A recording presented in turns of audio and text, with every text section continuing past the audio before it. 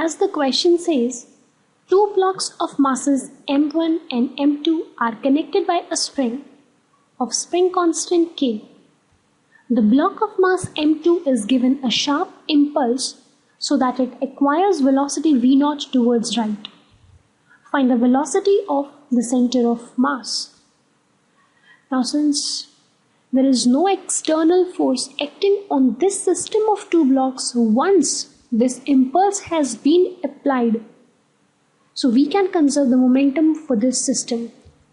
Now take care, I'm not considering the situation before coming the impulse. I'm taking it just after the impulse and any moment after that.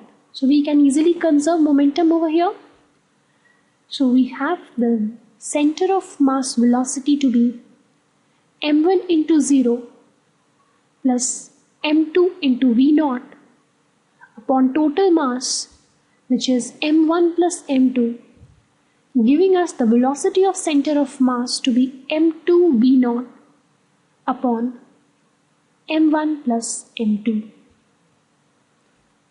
Proceeding to the second part of this question, in which we need to find the maximum elongation that the spring will suffer. Now, since the center of mass velocity is m2 v0, whenever the maximum elongation will take place, and suppose at that position both of these move ahead with a velocity of v, because we can write it as m1v plus m2v equals to the initial momentum, that I can write it as m2 v0, giving us the velocity to be m2 v0 upon m1 plus m2. Now the reason why I took the v same for both of these is whenever the maximum elongation will take place, both of these must have the same velocity. So now let us do the energy conservation. We all know that initially when the impulse was applied, then the second block has the velocity of v0. So initial energy is just the kinetic energy of m2 block, and that is half m2 v0 square. And now we have the spring energy due to the maximum elongation, that is half kx square.